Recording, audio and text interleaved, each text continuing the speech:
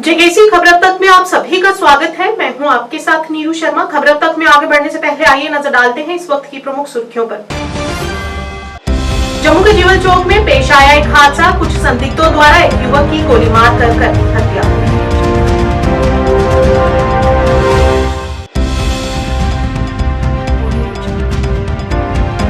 जम्मू प्रांत बचाओ मंच के अध्यक्ष और पूर्व विधायक अशोक शर्मा ने जम्मू में बढ़ते नशे के खिलाफ रोकथाम की लगाई गुहार और कई मुद्दों पर किया रोष व्यक्त।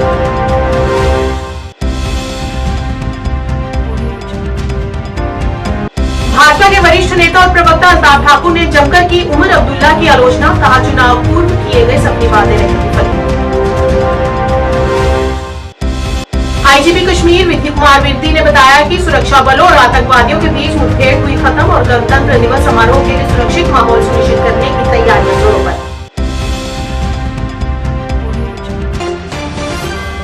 अब समाचार विस्तार से। जम्मू के जीवल चौक में हुई बड़ी वारदात के दौरान गोली लगने से विजयपुर के वार्ड नंबर 9 के सुमित जंडियाल पुत्र ओम प्रकाश उम्र 37 वर्ष की मौके पर ही मौत हो गई।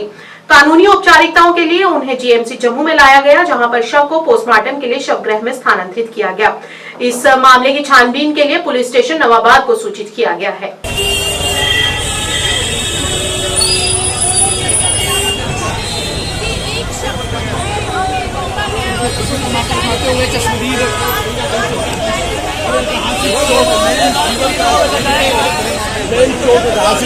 जीवल का मेन ऐतिहासिक चौक जो है,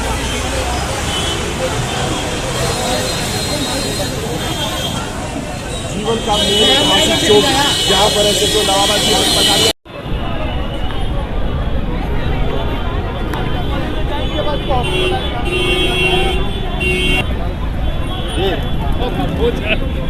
मंगे से इंटरव्यू ले। मंगे ने लाइव टेलीकास्ट देखा है। मंगा दुकान पर है, उसने लाइव टेलीकास्ट देखा, वही बात कराया पहले।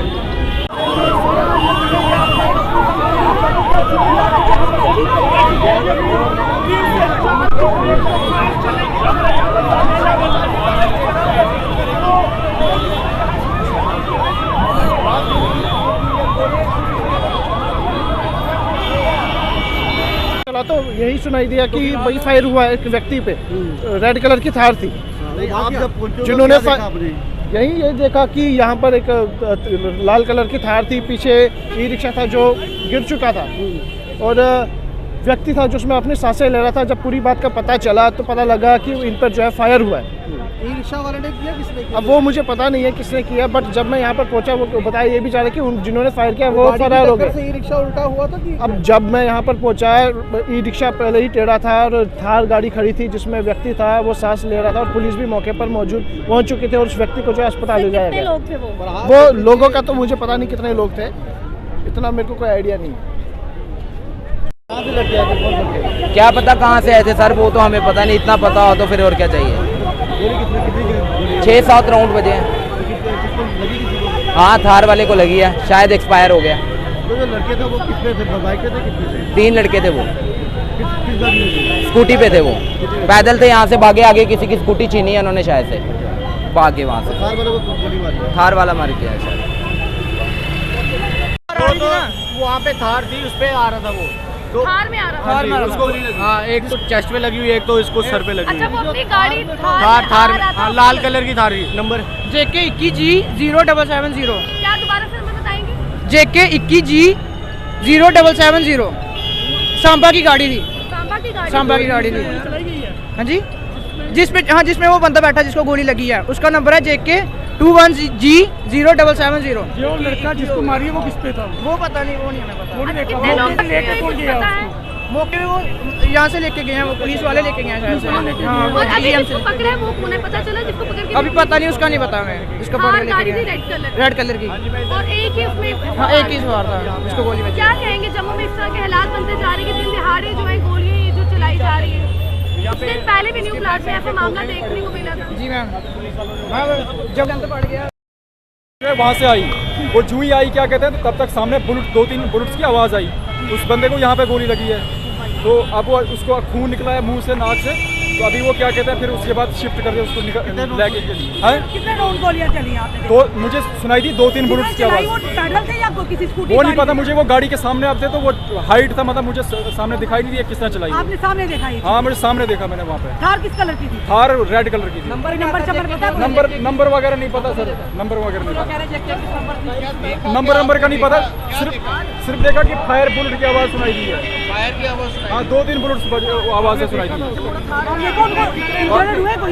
इंजर्ड हुए लगी है किसी को? हाँ उनको तो खून आँख से, और एक बंदा जख्मी है अभी, ड्राइवर जो था। वो पता नहीं, वो नहीं सर पता किसने मारी, कितने लोग नहीं पता। एक बंदे को अभी गोली बची है और बाकी का पता नहीं बंदे को। थार रेड कलर की गाड़ी। जम्मू प्रांत बचाओ मंच जम्मू द्वारा आज पत्रकार वार्ता आयोजित की गई। पत्रकार वार्ता को संबोधित करते हुए जम्मू प्रांत बचाओ मंच के अध्यक्ष और पूर्व विधायक अशोक शर्मा ने जम्मू के चल रहे परिवर्तन पर गहरी चिंता व्यक्त की है, जिससे कभी मंदिरों का शहर कहा जाता था, अब ये शराब और नशीली दवाओं का केंद्र बन गया है, जिसका युवाओं पर गहरा नकारात्मक प्रभाव पड़ रहा है। उन्होंने कहा कि मादक द्रव्यों के सेवन में वृद्धि ने नशे की लत की चिंताजनक प्रवृत्ति को जन्म दिया है, जिससे कई युवा इन हानिकारक पदार्थों के लालच में फंस रहे हैं। इस मौके पर मौजूद सदस्यों से अन्य भी संबंधित कई समस्याओं पर रोष व्यक्त किया। पहुंचेगी। आज आप देख रहे हैं कि किस तरह से अनवेटेड डेथ्स हो रही हैं। अगर हम देखें तो 17 लोग तो एक ही मोहल्ले के बडाल राजौरी में जो है हमसे चले गए। इसी तरह सैकड़ों लोग नहीं बल्कि 1000 से ऊपर लोग जो हैं वो एक्सीडेंट्स में चले जाते हैं और 5-6 हज़ार के करीब लोग इंजर होते हैं। और एक और नई बिदत हमारे सामने जो आई है ख़ासकर जम्मू प्रांत में, वो है ड्रग अब्यूज़ की। यहाँ तस्करी जो है कहाँ से हो रही है, कैसे हो रही है, वो मालूम करना सरकार का काम है, लेकिन हम लोगों को अवेयर करना चाहते हैं कि वो इस बड़े मिशन में शामिल हों, क्योंकि ड्रग्स अब्यूज़ के कारण और लिकर इंटेक के कारण जम्मू जो मंदिरों का शहर है, इसमें शराब की नदियाँ बह रही हैं। कोई गली कूचा मोहल्ला नहीं है जिसमें शराब की दुकान नहीं खुली है। स्कूलों के सामने, मंदिरों के सामने, मस्जिद के सामने, गिरजाघर के सामने उनके पास ये दुकानें खुली हैं और सब की सब जो कानून, जो rules government Jammu Kashmir UT ने बनाए हैं उनके विरुद्ध भी हैं। हम आज के रोज़ ये अपील करते हैं कि जहां हर तीसरा परिवार इसमें अफेक्ट हो रहा है, हमारी कोशिश हो, हमारा प्रयास हो कि हम अपने नई पीढ़ी को, बच्चे बच्चियों को इस तरफ जाने से रोकें, इस बिदत से रोकें और हम सोशल बाइकाट करने की कोशिश करें उन लोगों को जो इसमें मुलव्वस हैं, चाहे वो शराब का काम करते हैं, चाहे वो दवाई की तस्करी का काम करते हैं, और इससे हमारी मवाद जो हैं वो कम हो जाएंगी। और इसका ट्रीटमेंट इतना कास्टली है कि बड़े से बड़ा अमीर आदमी अफोर्ड नहीं कर सकता। तो यहाँ तो बिलो पॉवर्टी लाइन 75% हम लोग ले रहे हैं जम्मू प्रांत में, और उनको ये दिक्कत हो रही है। पूरे देश की ये इशू है, लेकिन हमारे जम्मू सूबा में लखनपुर से लेके पुंछ तक और किश्तवाड़ से लेके आरसपुरा तक इसका बहुत असर है। तो इसके लिए जम्मू प्रोविंस बचाओ मंच, जिसको हम JBM कह के पुकारते हैं, उसका ये मिशन है। पिछले साल भी हमने 1 हफ्ता का जो है नशा विरोधी अभियान शुरू किया था और उसमें बहुत सारे लोगों ने शमूलियत की थी।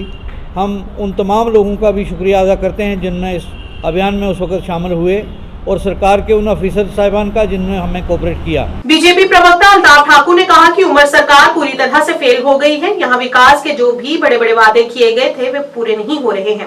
उन्होंने कहा कि उमर सरकार जो दावा कर रही है वह पूरी तरह से विफल हो रहे हैं, जिससे ये साबित हो गया है कि वे कुछ नहीं कर सकते। कैसेस हो, चाहे वो मुफ्त तालीम हो, चाहे वो कुछ हो, हर एक इशू पे उमर साहब सरेंडर करते नज़र आ रहे हैं। और अभी तक 3 महीने हो गए और 3 महीनों में ऐसे उमर साहब ने कुछ किया भी नहीं है कि जिसको हम सराहें या जिसको हम याद करें।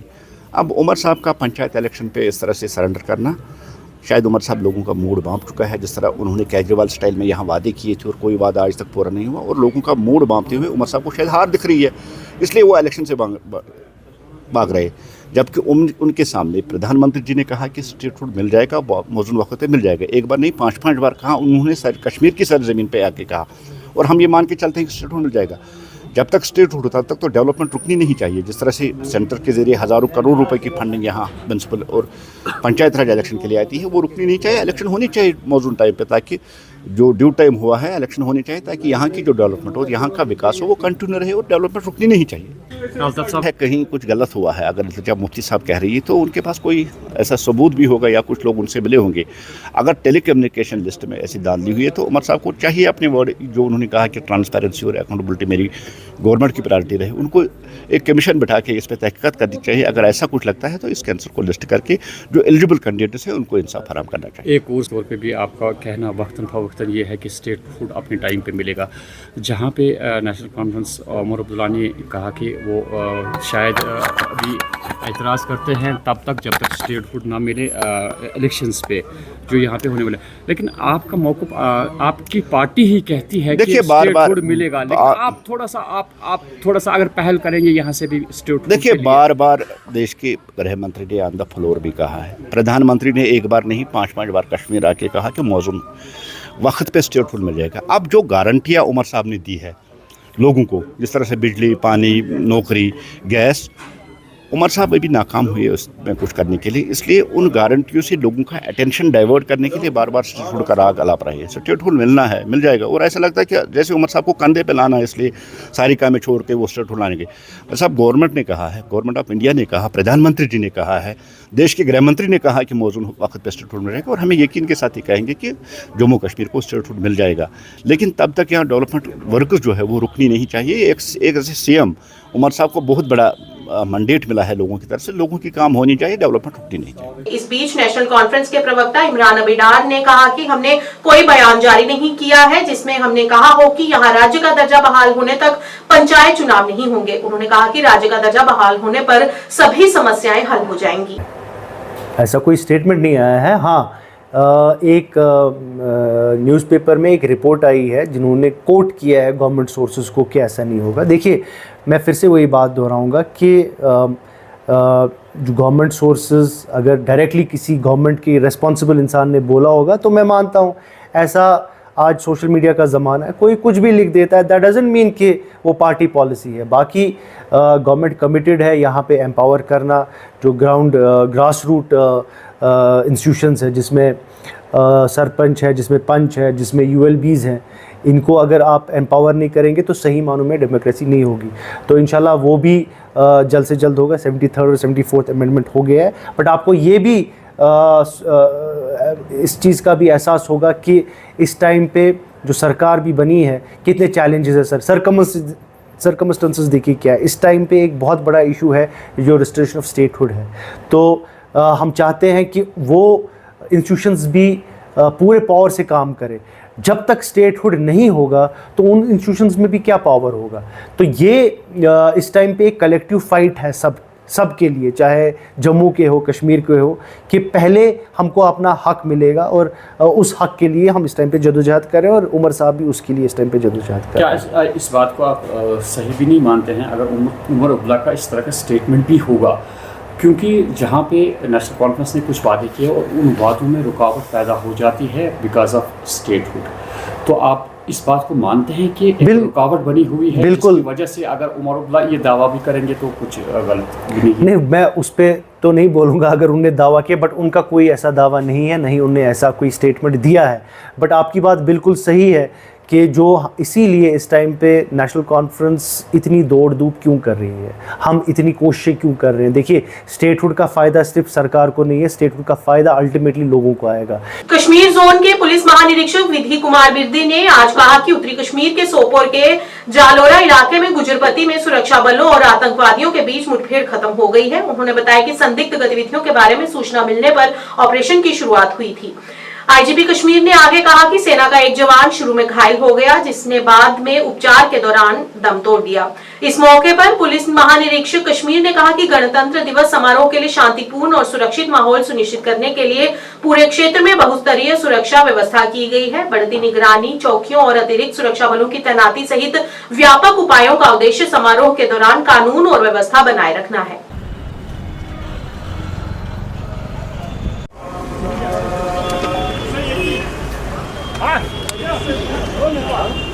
किस तरह की व्यवस्था की गई है? जैसा आप जानते हैं 26 जनवरी की जो तैयारियां हैं पुरजोर पे हैं और इसमें यहाँ मल्टी टीयर्ड सिक्योरिटी अरेंजमेंट्स रहेंगे ताकि जो लोग यहाँ शिरकत करने आ रहे हैं परेड और वो जो फंक्शन देखने आ रहे हैं उनके आने जाने में कोई सुविधा रहे, पूरी सुविधा रहे और वो यहाँ पर आके इस जो 26 जनवरी की परेड का जो है इत्मीनान से इसका आनंद उठा सकें।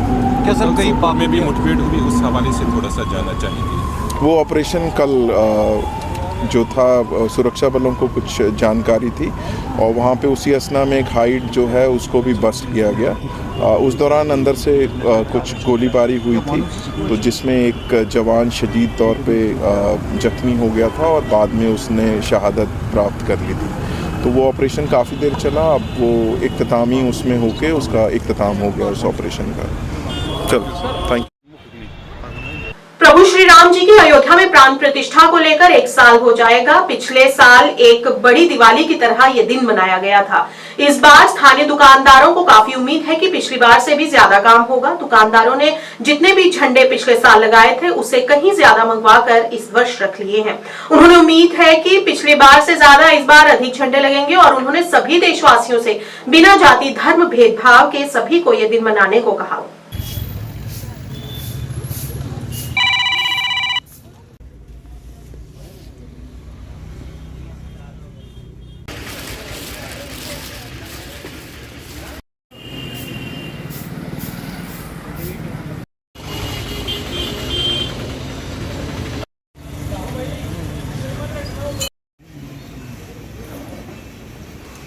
ये बजा रहे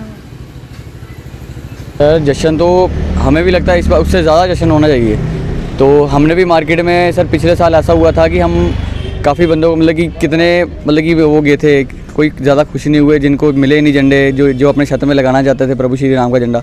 तो सर हम मांग ही नहीं पूरी कर पाए थे पिछले साल, तो इस बार हमने 2 गुना माल ज़्यादा डलवाया। तो हमें उम्मीद है, अभी भी चल रहा है काम, उसी हिसाब से नहीं है लेकिन अभी भी लोगों में उत्साह चल रहा है, अभी भी माल बिक रहा है। अभी शाम का दिन है सर, शाम को भी कोई पता नहीं कहाँ चल जाना सर। अभी भी इस बार भी हमें लगता है कि हम इस बार भी नहीं पूरा कर पाएंगे माल सर। सर लोग आ रहे हैं, लोग मना रहे हैं, लोग झंडे लेके सर, बड़ी खुशी है उनको अभी भी। हाँ जी सर, बड़े वाला कोई कहता बड़ा साइज़ दे दो, फुल साइज़, कोई छोटा मांग रहा है जी, जिन्होंने अपने छत में लाना है, कोई गाड़ी में लगाने के लिए, कोई कहीं पे लगाने के लिए सर। मैं भी यहीं झंडा ही खरीदने आया हूँ। आप देख सकते हैं कि जिस तरह पिछले साल जिस तरह लोगों को मतलब कि इतना झंडा बिका कि लोगों को खाली हाथ दुकानों से जाना पड़ा, मतलब कि झंडों की मांग इतनी थी। इस बार मैं देख रहा हूँ कि बहुत ही झंडे आए हुए हैं और बहुत खूबसूरत झंडे आए हुए हैं। तो मैं भी यहीं पे ख़रीदने आया हूँ और यहाँ से ख़रीद कर कल अपने छत पर ज़रूर लगाऊंगा। और आपके माध्यम से मैं जम्मू वासियों को भी यही कहूँगा कि कल अपनी अपनी छतों पर, अपने अपने बाज़ारों पर ये झंडे ज़रूर लगाएं। सर पहले से तो थोड़ा कम ही है, लेकिन शाम तक देखिए इन दुकानों पर कितना रश हो जाता है, क्योंकि लोग इस समय वर्किंग डे है। शाम को जब दफ्तरों में छुट्टी होगी, लोग दुकानें बंद करेंगे, तब वो जो चीज़ें हैं वो देखी जाएंगी। देखिए ये पिछले साल और इस साल की बात ही नहीं है, ये तो हर साल ही ऐसे ही जश्न मनाया जाएगा, क्योंकि बहुत बड़ा फैसला 500 साल बाद वो मंदिर स्थापित हुआ। राम तो वैसे हमारे दिल में ही है, लेकिन वो जो जगह थी उस चीज़ के लिए हमने 500 सालों से भी ऊपर ये जंग जो जीती है वो तो मनाया ही जाएगा, उसमें कोई दो राय नहीं है। लोगों को क्या मैसेज देना चाहेंगे? लोगों को यही मैसेज देने दूंगा आपके माध्यम से कि प्रभु श्री राम के जो कार्य थे, जिस तरह वो कहते थे, उस पर चलें इस युग में। तो ये जो कल युग है ये परिवर्तन हो जाएगा, उनके दिखाए हुए रास्तों पे चलना चाहिए हमें। हाँ बिल्कुल जश्न तो मनेगा ही मनेगा। जिस तरह हमारे पुराने, जैसे आज भी मेरी माता जो है मेरे जन्मदिन पर वो घर पे हलवा बनाती है। पहले वो भोग लगता है प्रभु को, फिर हम लोग उसके बाद वो करते हैं। और कल भी माता जी ने वैसा ही करना है, पहले हलवा बनाना है और दिनचर्या वही होगी कि पहले मंदिर में वो हलवे का भोग लगेगा, उसके बाद घर के सब लोग वो खाएंगे प्रसाद। और वो जो प्रभु श्री राम जी का झंडा जो है वो छत पे ज़रूर लगाना है, वो तो वही ख़रीदने के लिए तो मैं आया हूँ यहाँ पर। बिल्कुल बढ़ चढ़ कर, क्योंकि ये भी एक तरह का हमारा एक नेशनल त्यौहार ही है, इसको आप छोटा मत समझिए, ये नेशनल त्यौहार है। राम प्रभु सबके हैं, हिंदू मुस्लिम सिख ईसाई सबके हैं, वो किसी पर्टिकुलर एक कम्युनिटी के नहीं है, तो हमें वो बढ़ चढ़ के ही इसको मनाना चाहिए। सुचेतगढ़ आरएसपुरा मार्ग स्थित सीमा सुरक्षा मुख्यालय के समक्ष दुकानदारों की तरफ से माघ माह को देखते हुए आज विशाल भंडारे का आयोजन किया गया, जिसमें काफी संख्या में लोगों ने पहुंचकर प्रसाद ग्रहण किया। इस मौके पर दुकानदारों ने बताया कि माघ महीने को देखते हुए हर वर्ष स्थानीय दुकानदारों की तरफ से विशाल भंडारे का आयोजन किया जाता है, जिसमें काफी संख्या में लोग पहुंचकर प्रसाद ग्रहण करते हैं।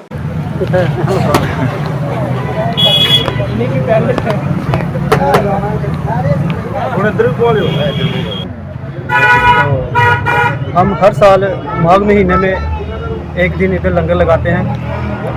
तो लंगर सभी कमेटी मिलकर, जो जितनी भी मार्केट है बीएसएफ के सामने, सभी मिलकर सहयोग करते हैं और बढ़ चढ़ कर हिस्सा लेते हैं।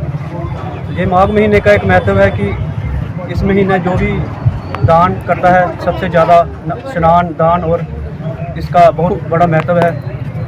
स्नान भी करना चाहिए, कुंभ में महाकुंभ में जाना चाहिए, उधर स्नान करना चाहिए और इधर दान भी करना चाहिए। जय श्री राम। जय। ऑल जम्मू और कश्मीर पंचायत कॉन्फ्रेंस द्वारा पत्रकार वार्ता आयोजित की गई। ऑल जम्मू और कश्मीर पंचायत कॉन्फ्रेंस के अध्यक्ष अनिल शर्मा ने मीडिया को संबोधित किया। इस मौके पर उन्होंने भूमिदाता और अन्य लोगों की लंबित मजदूरी को संबोधित करते हुए जम्मू कश्मीर सरकार से अपील करते हुए उनके साथ न्याय की गुहार लगाई और समय से लंबित वेतन जारी करने को कहा। ऑल जम्मू कश्मीर पंचायत कॉन्फ्रेंस के हेड ऑफिस जम्मू के अंदर आप देख रहे हैं कि मालिकम चौकीदार जो हैं, ये पूरा हॉल जो है वो भरा हुआ है और मेन मकसद एक यही है मेन कि इनकी जो पेंडिंग वेजेस है वो जम्मू कश्मीर की एडमिनिस्ट्रेशन जो है, जम्मू कश्मीर की सरकार फौरी तौर पे जो है वो रिलीज़ करे। और जम्मू कश्मीर के अंदर बिलखसूसन जम्मू के अंदर 70-75% पेंडिंग वेजेस इनकी बन चुकी है, 25 से 30% बकाया है और कुछ वीडियो जो है वो बहानेबाजी कर रहे हैं। और कश्मीर के अंदर 70 से 80% जो है पेंडिंग वेजेस वो पेंडिंग इस वक्त पड़ी है और सिर्फ 10 से 15 या 20-25% ही जो है इस वक्त बनी हुई है। मेरी अपील वजीर आला साहब से है, मेरी अपील जो है हमारे डिप्टी चीफ मिनिस्टर उनसे है और बिलखसूसन जो पंचायती राज रूरल डेवलपमेंट के मिनिस्टर हैं उनसे मेरी गुजारिश है, प्रार्थना है कि फौरी तौर पे इनकी जो है पेंडिंग वेजेस वो रिलीज की जाए। इन लोगों ने अपनी विरासती ज़मीन, अपनी मलकियत ज़मीन जो है अपने जिक्र का टोटा मुफ्त में काट कर आपको दे रखा है। तो मेरी आपसे यही प्रार्थना है कि 4 दिन का मौका आप तमाम एडमिनिस्ट्रेशन को और जम्मू कश्मीर की चुनी हुई सरकार को हम लोग देते हैं। 4 दिन के अंदर इनकी तमाम पेंडिंग वेजेस जो है वो इनको रिलीज़ की जाए, जिनकी नहीं बनी है उनकी बनाई जाए। उसके बाद तमाम मालिकाम चौकीदार अपने अपने पंचायत घरों से लेके ब्लॉक तक, ब्लॉक से लेके जिला तक, डिस्ट्रिक्ट हेडक्वार्टर तक ये प्रोटेस्ट भी करेंगे। जो लीगल राइट इनके होंगे अपने हक हुकूक लेने के लिए, वो सारे हक का जो है इस्तेमाल ये लोग करेंगे। सामाजिक कार्यकर्ता इरफान नजीर ने जिला प्रशासन डीसी बारामूला को आज एक प्रस्ताव पत्र सौंपा। उन्होंने प्रस्ताव में लिखा है कि श्री रंगनाथ मंदिर से लेकर बिंदास चौक तक पैदल मार्ग बनाया जाए और उसे लाइटों और टाइल से सुसज्जित किया जाए। उससे बाजार की शोभा बढ़ेगी और ये एक मशहूर पर्यटन स्थल बन सकता है। जी अस्सलाम वालेकुम जी, मैंने आज डी साहब को एक प्रपोजल सबमिट किया। आप इस बात से बखूबी वाकिफ़ होंगे कि जो बारामूला का जो मार्केट है वो होली एंड सोली डिपेंड करता है जो यहाँ के लोग हैं उन्हीं पे। तो कोई दूसरे टाउन की तरह जैसे अनंतनाग टाउन है या सोपोर टाउन है, ज़्यादा एरिया मार्केट पे डिपेंड नहीं है। इसलिए मैंने एक प्रपोज़ल सबमिट किया था कि जो हमारा जो चौक है हम उसको टूरिस्ट स्ट्रीट में कन्वर्ट करें। जैसे टूरिस्ट स्ट्रीट लद्दाख में आप देखते हैं या चांदनी चौक दिल्ली में है या श्रीनगर में घंटाघर के सामने है, तो वैसे जो टूरिस्ट को वहाँ से अट्रैक्ट कर सके। तो डी साहब ने बहुत ही पॉजिटिव वे में उसको लिया और मैं चाहता हूँ कि जो वो चौक का जो हमारा रोड है, जो श्री रघुनाथ मंदिर साहब से लेकर बिंदास चौक जो है, वो हम पेडेस्ट्रियन करें और उसको टूरिस्ट स्ट्रीट में कन्वर्ट करें, क्योंकि आप जानते हैं कि जो यहाँ का जो मार्केट है बहुत ही अभी मतलब खस्ता चल रहा है। शायद उसकी वजह से टूरिस्ट अट्रैक्ट हो जाए वहाँ पे। जब वहाँ पे लाइट्स लगेगी, जब वहाँ पे टाइल्स लगेगी, वहाँ पे बेंच वगैरह लगेंगे, तो गर्मियों में सर्दियों में बहुत सारे वहाँ पे लोग बैठ सकते हैं, बेंच पे बैठ सकते हैं, जैसे लद्दाख का जो वो सिटीज़ है। और दूसरी बात ये है कि आप जानते हो कि गर्मियों में जो शहरों में ज़्यादा गर्मी रहती है और लोग चाहते हैं कि हम किसी हिल स्टेशन पे जाए। यहाँ पे हाजीबल का एरिया है जो कि फ्यूचर में एक अच्छा टूरिस्ट स्पॉट बन सकता है। श्री राधा माधव ट्रस्ट जम्मू कश्मीर के अध्यक्ष महंत राजेश बिट्टू की तरफ से प्रयागराज में जारी कुंभ मेले में हिस्सा लेने के लिए आज साधु संतों का एक दल प्रयागराज के लिए रवाना हुआ। इससे पहले महंत राजेश बिट्टू की तरफ से इन संतों का सम्मान किया गया तथा संतों से अपील की गई कि वे कुंभ मेले में जाकर जम्मू कश्मीर की सुख समृद्धि की कामना करें। इस मौके पर साधु संतों में कुंभ मेले में लेकर काफी उत्साह भी देखने को मिला और उन्होंने कहा कि कुछ ऐसे संत हैं जो पहले भी कुंभ मेले में जा चुके हैं और एक बार फिर से वे कुंभ मेले में प्रस्थान करने जा रहे हैं। इस मौके पर उनके साथ विभिन्न सामाजिक संगठनों से जुड़े हुए लोग भी मौजूद रहे। कुंभ में जो स्नान करने जा रहे हैं संत भगवान, उनको जहां से भेजने की व्यवस्था थी कि वह आए जाएं, जो नहीं जा सकते हैं कुंभ में, एक प्रयास किया गया कि उनको भेजा जाए। और वहां पे कुंभ में महाराज श्री कल ही वापस आए हैं। हमारे जम्मू कश्मीर संत समाज न्यास के अध्यक्ष महंत शांतिगिरी जी महाराज, महामंत्री मोहन भारती जी महाराज, हमारे सेक्रेटरी जसमेर बाबा महंत जी महाराज, सदस्य साईं जी महाराज, कोतवाल संजय गिरी जी, बाकी समाज सारा हमारा जो जहां आप आज देख रहे हैं कि एक ही मकसद था कि जो नहीं जा सकता वो कुंभ जाए। चलो, कुंभ का एक जयकारा जय घोष था कि हमने चाहा कि जो संत भगवान नहीं जा सकते उनको भेजा जाए। इसमें बड़े लोग व्यवस्था करने में लगे थे। आगे भी जो जाने वाले हैं कुंभ में, जैसे वहाँ लंगर की व्यवस्था भरत चौधरी ने की है, बाकी लोगों ने मिलके कर रहे हैं। लेकिन महाराज जी परसों फिर दोबारा वापस जा रहे हैं। इन्हीं संतों को जहाँ से भेजना था इसकी व्यवस्था करने के लिए आए थे। तो मैं आप लोगों का भी धन्यवाद देना चाहता हूँ कि राधा माधव ट्रस्ट की ओर से आज जो जहाँ पे जत्था गया है, इससे पहले 2 जत्थे गए हैं, ये तीसरा जत्था जो है यहाँ से गया है। मैं इनको बड़ा नमन करता हूँ कि वहाँ पे जब डुबकी लगाएं तो जम्मू कश्मीर का विकास हो, उन्नति हो और ये आगे बड़े फूले, ये भारत देश जो है पूरे देशों का राजा बने। ऐसी ही कामना करने के बाद ओम नमो पार्वती पते। खबर अब तक के आज के इस अंक में इतना ही। नया अंक लेकर फिर हाजिर होंगे, तब तक के लिए दीजिए इजाजत। नमस्कार।